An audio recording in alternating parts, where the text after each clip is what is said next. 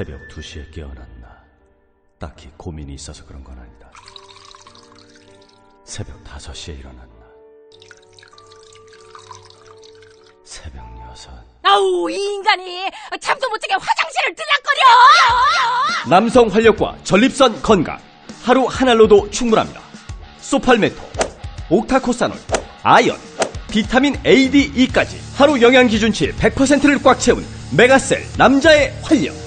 지금 바로 인터넷 검색창에 메가셀 남자의 활력을 검색해보세요. 한글도 남보다 빨리 깨치고 참 똑똑했는데 갈수록 실력이 뒤처지는 것 같아 걱정이에요. 혹시 초등학교 교과서 본 적 있어요? 어려운 어휘가 너무 많아요. 학교에서는 어휘 개념을 하나하나 설명해줄 시간이 정말 부족하잖아요. 그럼 어떡하죠? 내 아이의 어휘만큼은 내가 책임져야죠. 어휘 공부의 정성. 초등어휘 3천, 초등어휘 5천. 검색창에 초등어휘 3천을 쳐보세요. 김치는 맛있어야 한다. 아주 화끈하게 100% 국내산으로 16년 전통으로 햇섭 인증으로 화끈하게 맛있다. 화끈하게 통한다. 화통김치. 배추김치, 알짜김치, 총각김치, 깻잎김치, 깍두기도 화통. 검색창에 화통김치. 아우 맛있어. 사장님 부르셨습니까? 최 부장. 아까 영어 실력 제법이던데 다시 왔어? 과찬이십니다. 아니야. 근데 자네도 서초동 비밀과에 받았다면서? 아니 그걸 어떻게... 정말 소문대로 한 번만 만나도 말문이 확 트이나? 역시 듣던 대로입니다. 10분 만에 터졌습니다. 김변의 박이사의 자네까지 나도 소개해주게. 당장. 16년간 은밀하게 진행됐던 서초동 비밀과에 이제 당신 차례입니다. 지금 바로 검색창에 스피킹 솔루션을 검색하세요.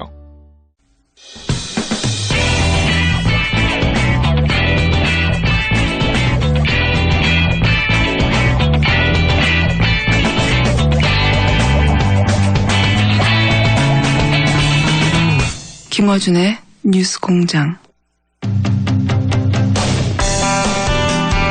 6월 말 한미 정상회담이 예상됩니다. 한미 정상회담에 이어서 아마도 있을 중국과의 정상회담에서도 이 이슈가 핵심이죠. 사드. 이 사드 문제가 한미 정상회담에서 논의될 텐데 이 문제 어떻게 바라봐야 하는지 미사일 디펜스 분야에서 민간 최고의 전문가 미 MIT 공대 포스톨 명예교수를 만나보겠습니다. Hello, Dr. Postol. Hi, very nice to talk with you. 우선 한국 청취자들이 잘 모르실 수 있기 때문에 교수님의 이력을 간단히 여쭙겠습니다. 미 의회 그리고 국방부 거쳐서 현재 MIT 교수로 재직하고 있는 국방 전문가 이렇게 소개하면 될까요? Yeah, that would be fine.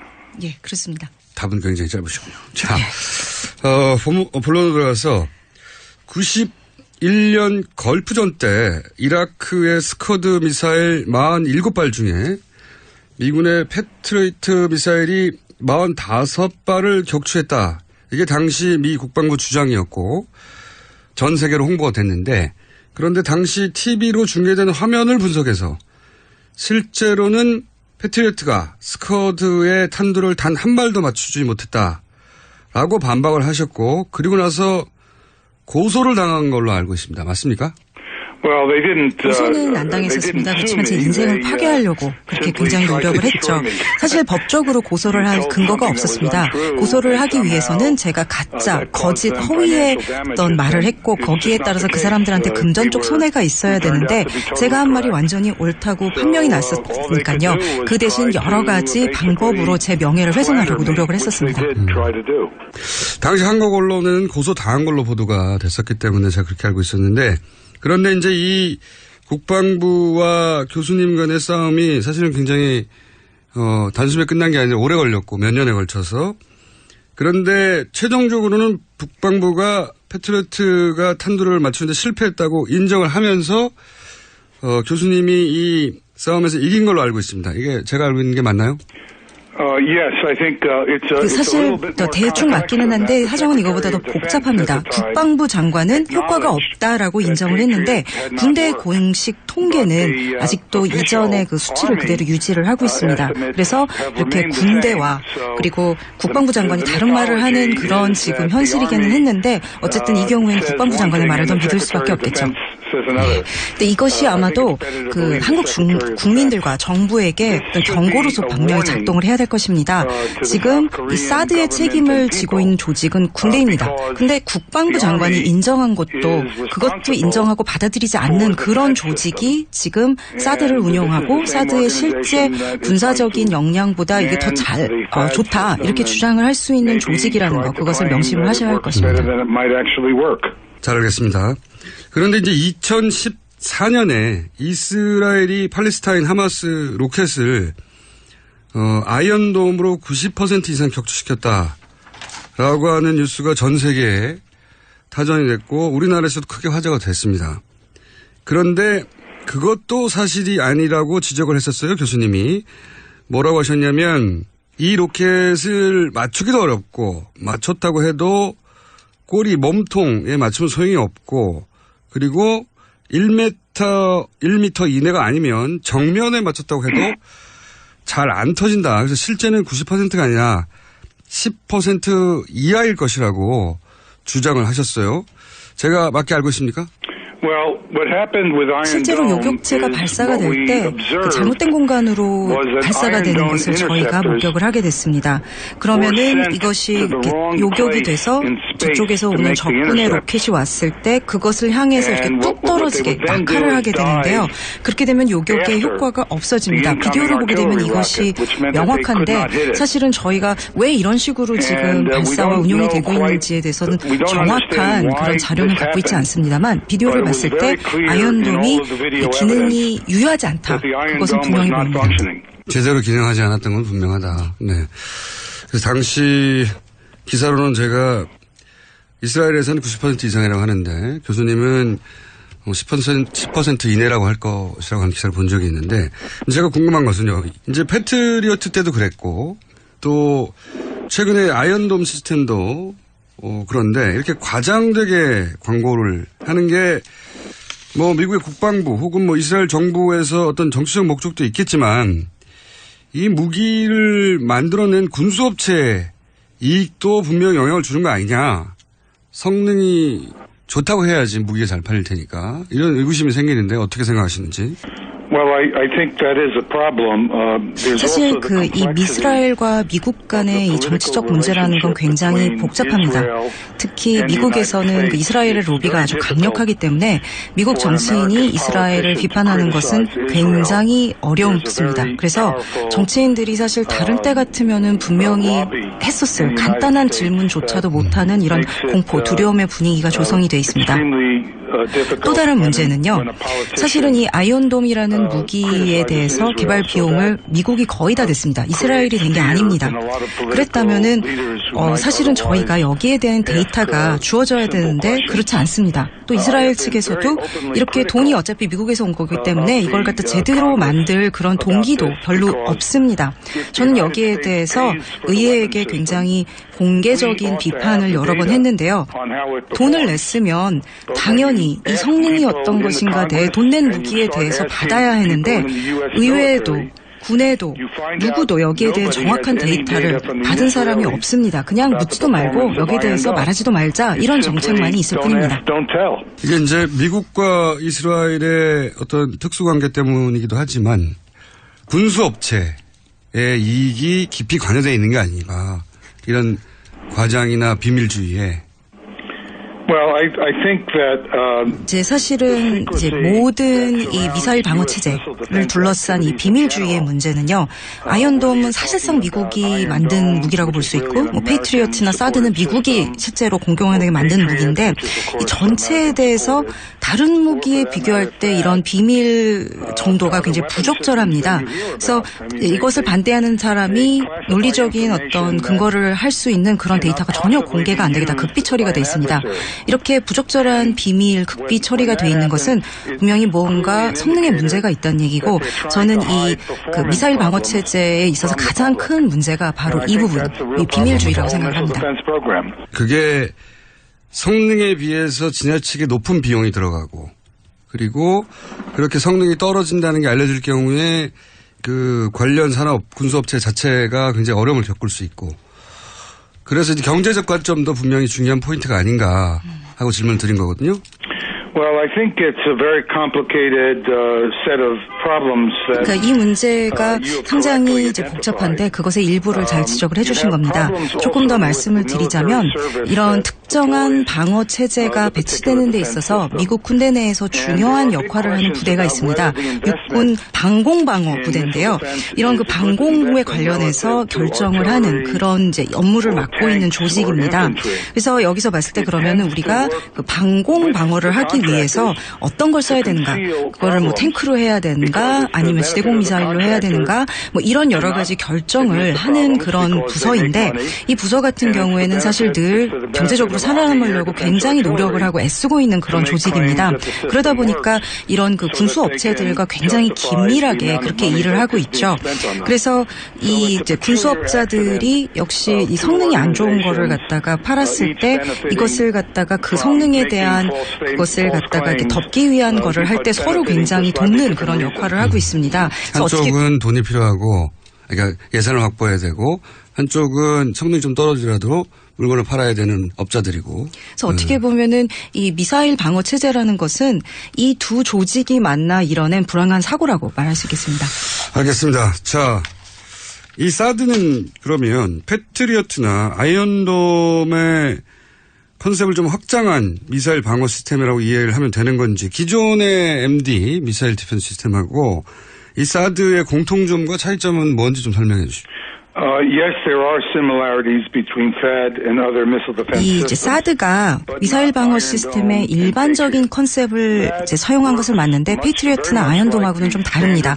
사드 같은 경우에는 사실 비유를 하자면은요, 이지스함 시스템인 그 SM3에 훨씬 더 가깝고요. 아니면 이제 US 미국 그 국가 미사일 방어 체제 이쪽에서 쓰는 방법과 비슷합니다. 가장 큰 특징은요, 그 대기 밀도가 낮아지는 굉장히 고도가 높은 지역에서 작동을 하게 돼 있고요. 그리고 또 그 이제 적외선 유도 장치를 사용을 합니다. 반면에 이제 그 페이트리어트나 아이언돔 같은 경우는요, 그 요격이 이루어지는 요격 궤도가 훨씬 낮고, 그러니까 대기 밀도가 훨씬 높은 데서 하고요. 그 다음에 그 반사 레이더 시스템을 사용해서 유도를 합니다. 그런데 이 차이를 이해하는 거. 그러니까 이렇게 외기권, 고도가 높은 고도에서 작동을 하게 되는, 요격이 일어나게 되는 시스템에 대해서 이것을 갖다가 잘 이해해야 되는 이유는요. 이것이 이 시스템, 그 사드뿐만이 아니라 외기권에서 요격이 일어나는 모든 이지스함, SM3 시스템 같은 것에 아주 결정적인 취약점이라는 것이기 때문입니다. 왜냐하면 이것이 일단 이런 그 비행 물체가 외기권에 들어가게 되면은요, 모든 아주 가벼운 것들도요, 공기 밀도가 워낙 낮고 공기 저항이 없기 때문에 굉장히 잘 나릅니다. 그렇기 때문에 그 미사일 근처에는 어떤 물체도 다 기만탄으로 작동을 하게 됩니다.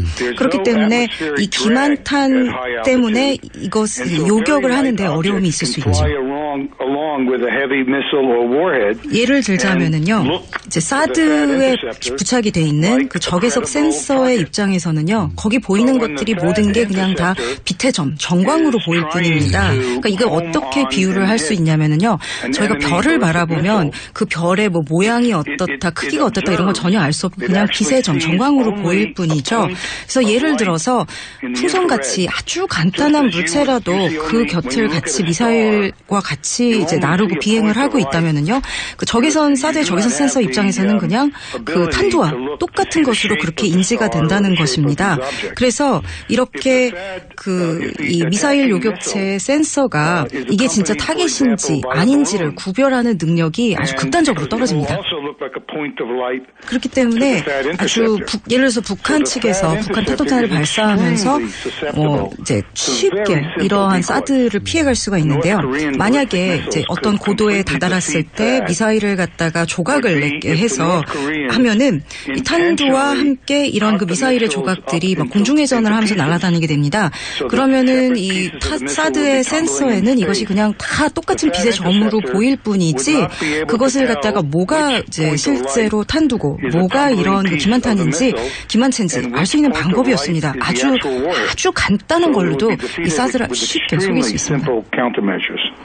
그렇다는 얘기는 사드가 북한 미사일 공격에 대한 방어 능력을 그다지 제공하지 못한다라고 이해해도 됩니까?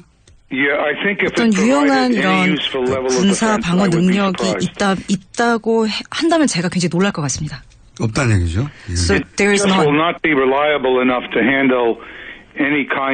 그러니까 실제 군사적으로 걱정할 만한 공격 상황에서는 전혀 유용하지 않다고 봅니다. 그렇군요. 전문가로서 이게 이제 군사적 방어 능력 측면에서 부족한 무기라고 이렇게 판단하시는 건데 그렇다면 미국은 왜 이런 사드를 한국에 배치하려고 하는 걸까요?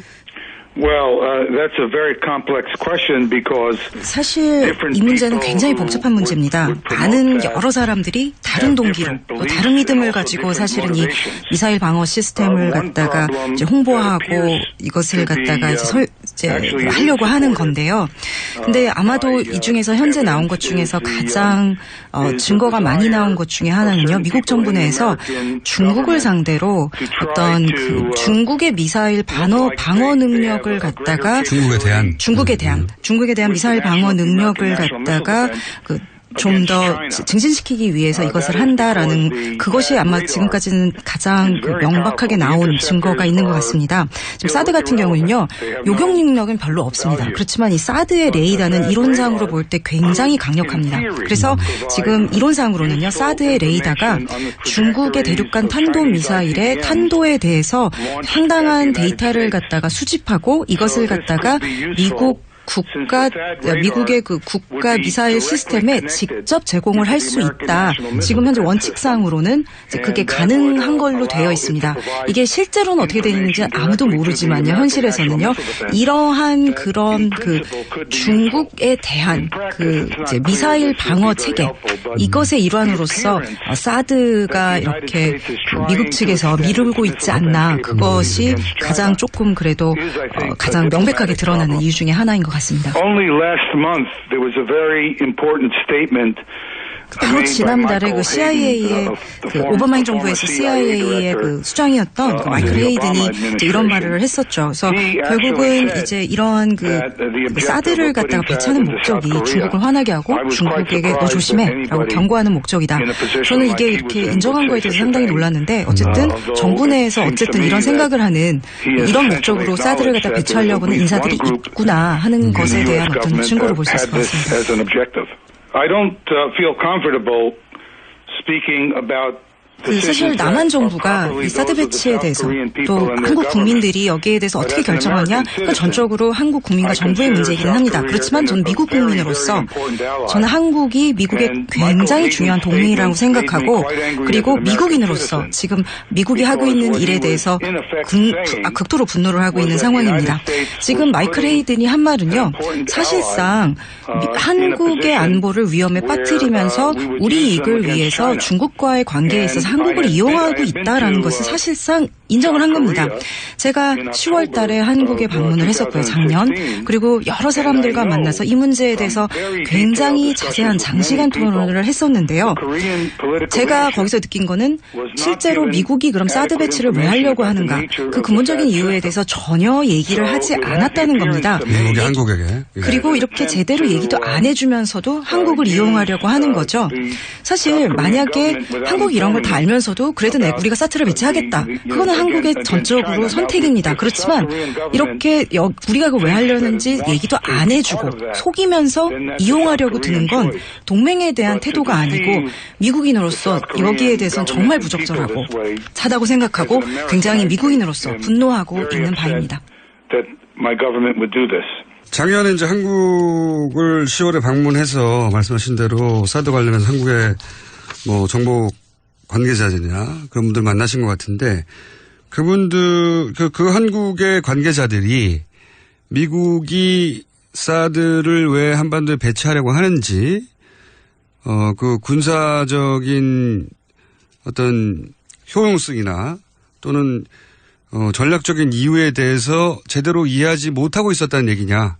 Well, what I found speaking with members in the National Assembly. 사실 제가 국회의원들하고 만나서 여기에 대해서 얘기했을 때 이 사드에 대한 자세한 상황을 정말 많이 알고들 싶어 하셨습니다. 그런데 많이 이런 거를 못 받았다라는 거를 갖다 제가 알게 되었는데요. 예, 정보를요. 이제 예를 들자면은요.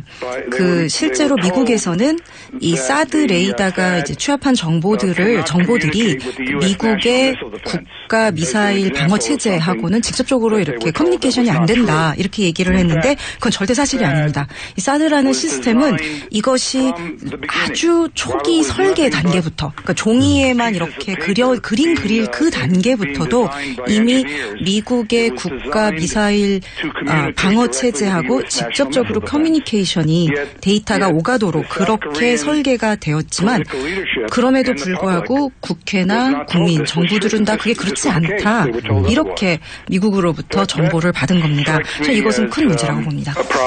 당시 이제 박근혜 정부 그리고 국방부에서는 이 사드 시스템이 미국 본토 방어용인 미국 MD 시스템의 일부가 아니냐. 그러니까 우리가 미국이 자국을 방어하기 위해서 만든 시스템의 일부로서 기능하는 그런 역할을 왜 해야 되느냐 하는 반론이 나올까봐 이 부분을 의도적으로 미국이 숨겼던 혹은 한국 정부가 한국 국민에게 숨겼던 했었다라고 저는 이제 이야기 되는데 다시 여기서 확인하고 싶은 건 그러니까 사드는 미국 본토 방어를 위한 MD 시스템의 일환이 확실히 한 거죠.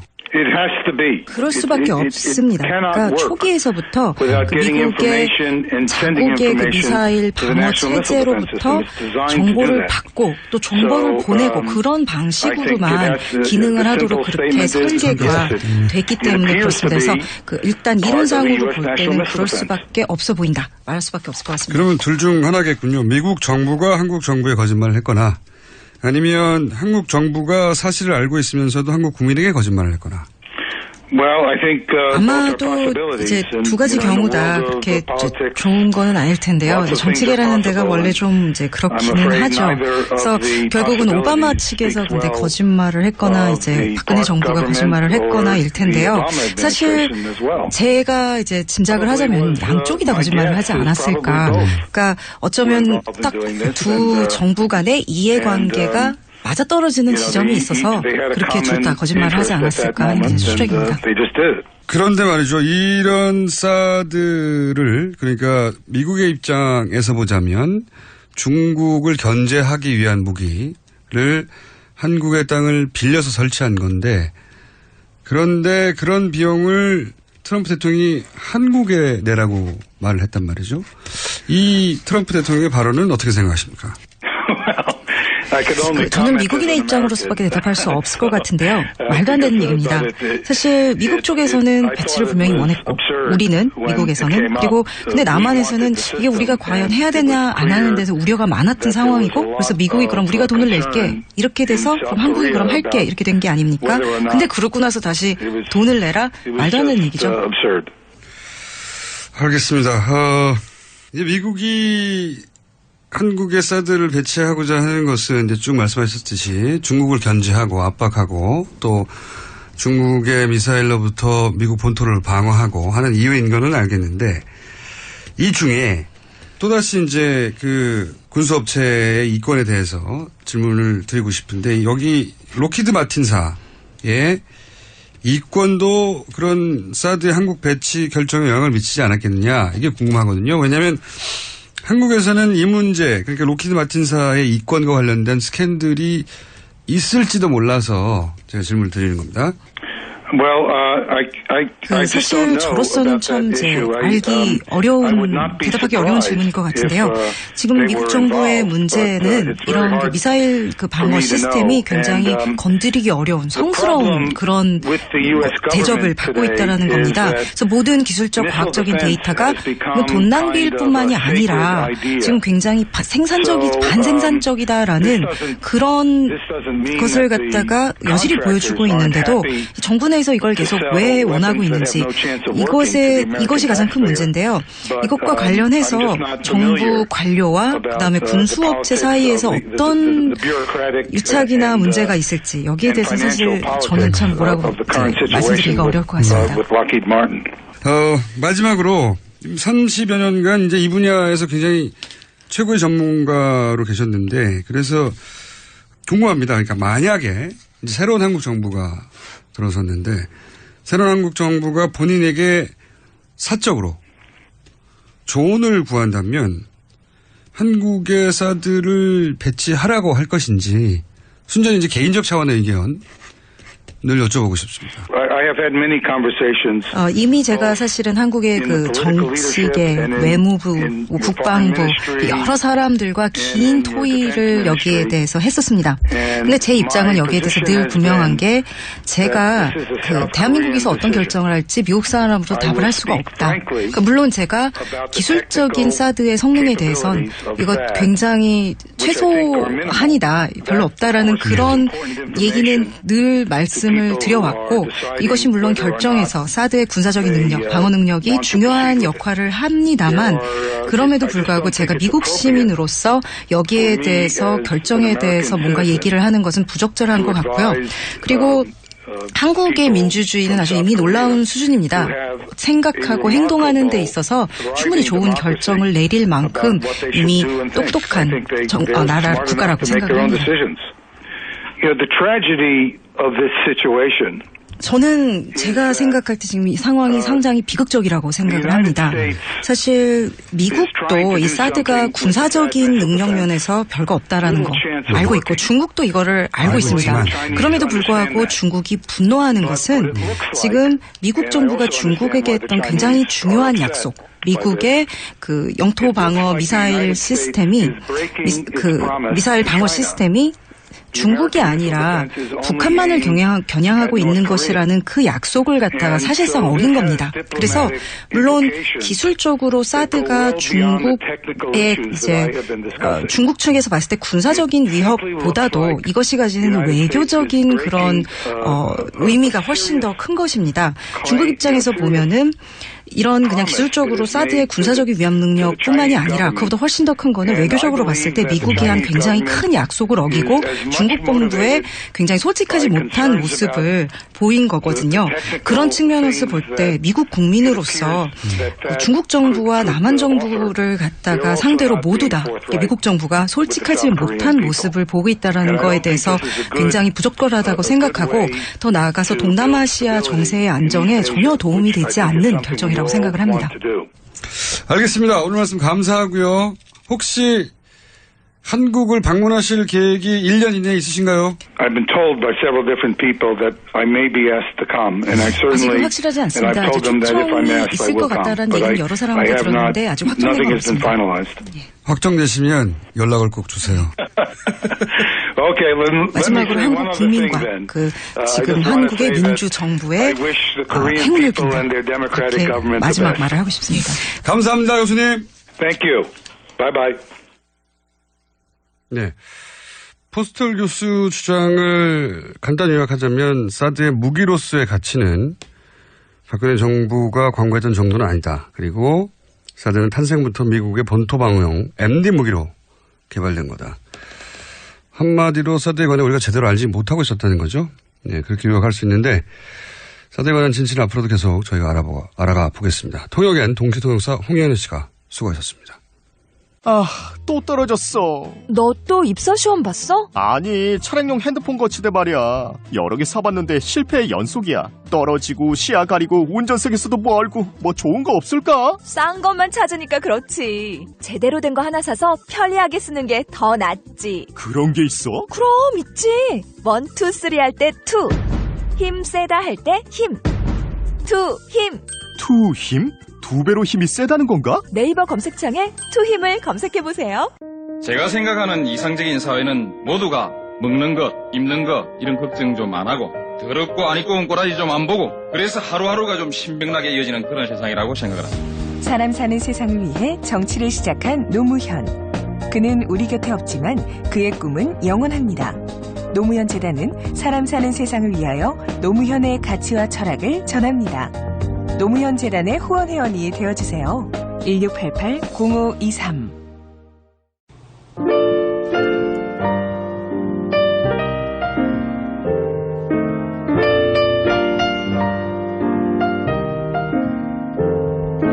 불친절한 AS.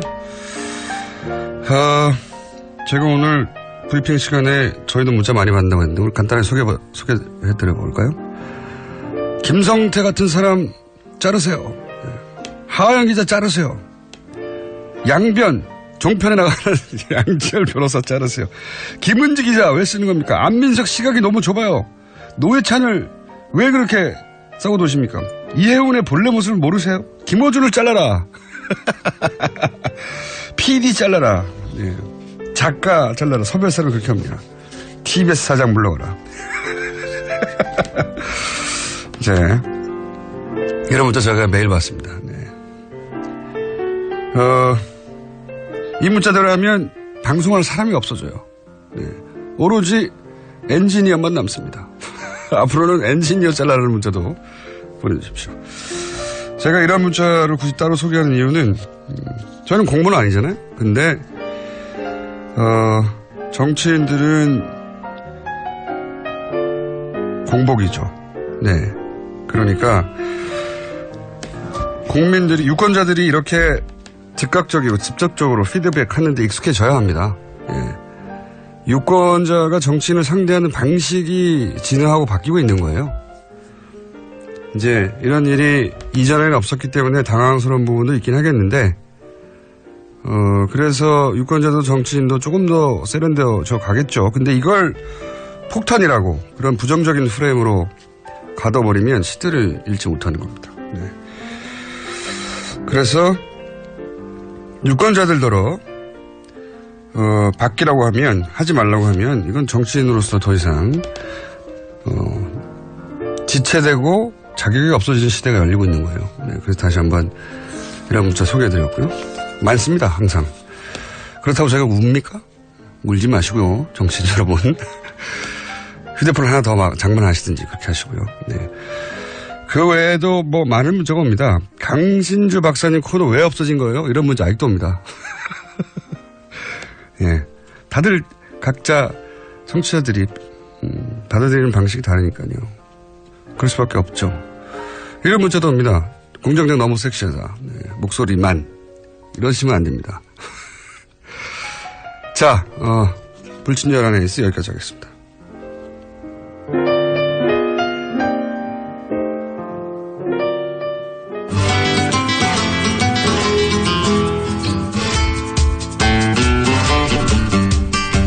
동심 파괴자 까칠한 미식가 황교익 마칼럼니스트 오늘도 나오셨습니다. 안녕하십니까? 안녕하세요. 네, 오늘은 어떤 음식입니까?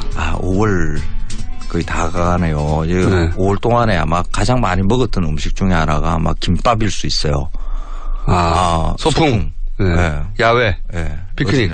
뭐 부모님 모시고 뭐 이렇게 야외 나가서 먹는 음식 중에 하나가 이 김밥이죠. 가장 간단하게 싸는 음식. 네. 봄에 또 체육 대회 뭐 유치원이나 초등학교에서 네. 운동회 예. 이거 많이 하더라고요. 네. 그때 또 나오는 운동회하고 소풍은 뭐 김밥이죠. 네, 김밥이죠. 네. 그래서 이 김밥이 어떻게 우리한테 주어졌는가 요걸 네. 한번 조금 들여다보려고 그래요. 자, 김밥은 어디서 왔나? 우선 소풍이나 운동회 이익에서만 먹는 게 아니라 그냥 일상에서 가장 많이 먹는 음식류 중에 하나일 수도 있어요. 특히 직장인들. 간단하게 먹기 좋으니까요. 네. 네. 반찬이 밥에 들어가 있으니까. 지하철역 입구에 보면 김밥집은 반드시 있습니다. 네. 땡땡 천국 이렇게 되어 그렇죠. 있는 거죠. 굉장히 커요. 김밥 전문점이 전국에 어마어마하게 많습니다. 얼마나 많을까요? 글쎄요. 개수는 안 세봤는데 이렇게 우리한테 일상으로 김밥이 늘 있으니까 이게 우리 예전부터 이렇게 먹어왔던 음식이다. 실제로 네티즌들이나 이런 거 보면 우리의 아주 전통적인 음식인 것으로 이렇게 인식하시는 분들도 많아요. 김밥이 우리 고유의 음식의 한 형태인 줄 알아요. 그런데 이 김밥이 우리한테 외래 음식으로 이렇게 들어오는 게 기껏 한 100년 정도밖에 안 됩니다. 역시 일제강점기. 그렇죠. 일제강점기. 제가 늘 일제강점기 이야기를 하니까 특히 일본에서 유래한 음식 이야기를 자꾸 하니까 제가 친일이라는 이야기도 가끔씩 들어요. 친일. 독특한 공격이네요. 그렇죠.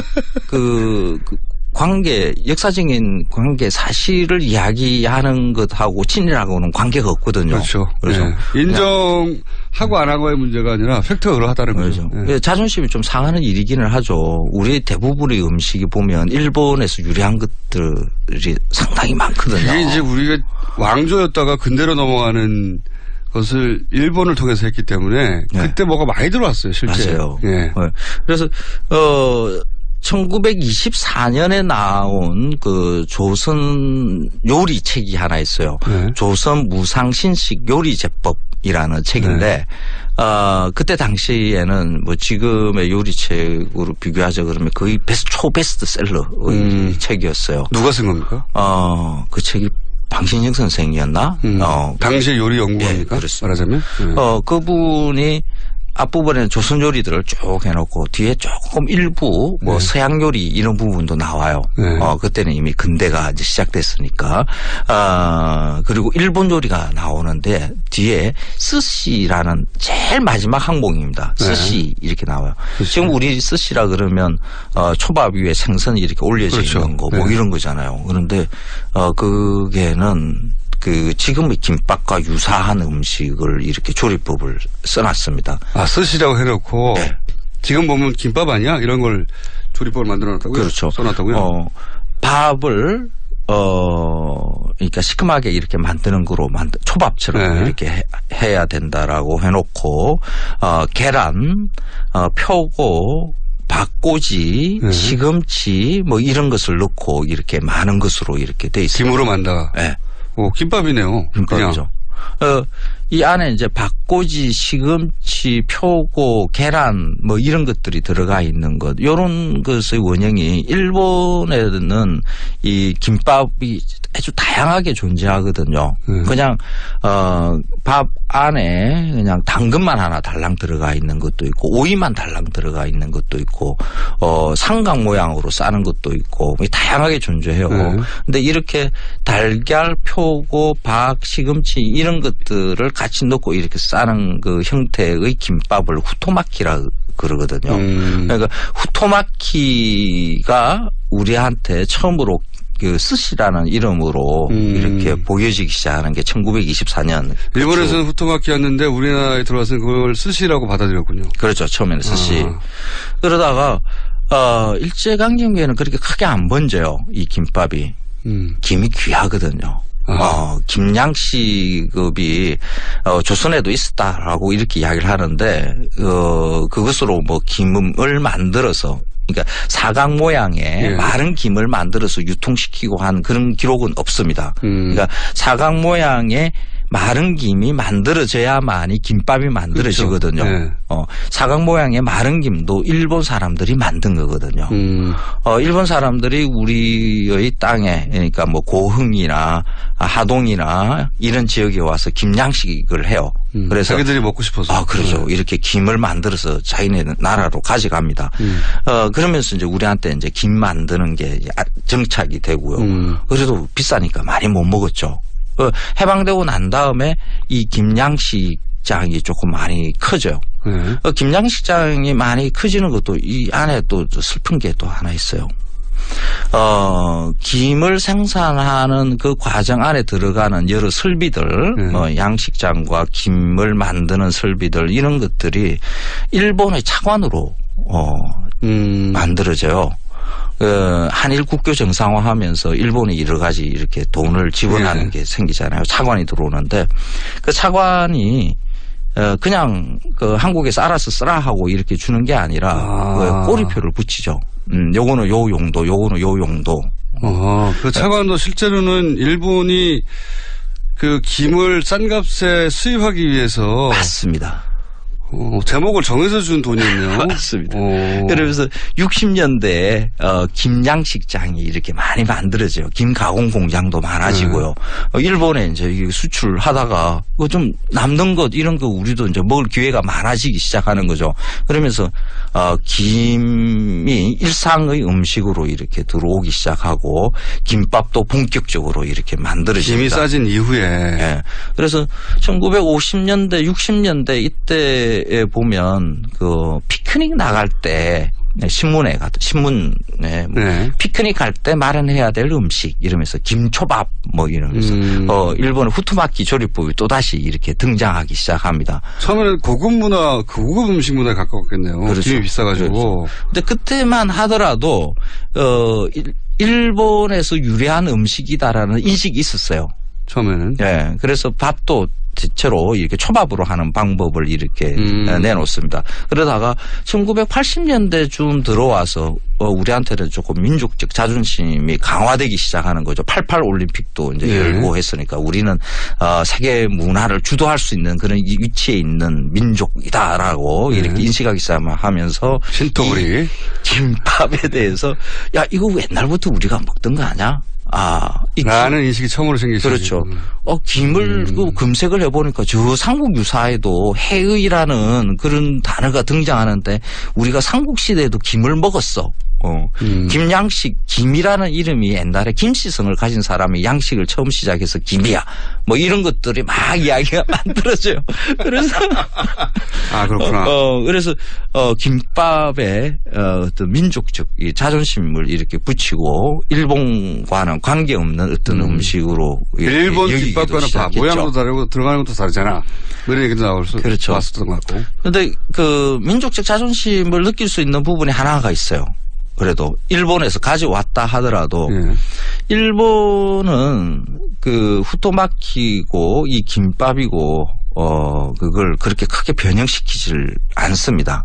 하던 대로 계속. 그렇죠. 한 100년 전에 그 모습을 그대로 그렇게 유지를 하면서 그 문화라는 것은 처음 발생지에서는 그 원형이 파괴될 것인가 어떨까 하는 것에 대한 걱정들을 꼭 하게 돼 있어요. 그런 강박들을 가지죠. 그래서 그대로 원래의 모양 그대로 유지를 합니다. 근데 외부에서 그렇게 새로운 문화를 받아들인 입장에서는 원본을 그렇죠. 뭐 유지할 그런 뭐 의무감도 없고요. 그죠? 그게 무슨 역사적 정통성이 있는 것도 아니니까. 그렇죠. 네. 그래서 이걸 지 마음대로 막 바꿀 수 있는 여유가 생깁니다. 인도에서 카레가 나왔지만 카레가 정말 맛있어진 것은 일본에서였거든요. 맞습니다. 그래서 지금 김밥은 일본에서 유래한 음식이기는 하지만은 가장 크게 변화하고 맛있어진 것은 이 대한민국이라고 볼 수가 있습니다. 일본에는 김밥 전문점 없습니다. 아, 그래요? 네.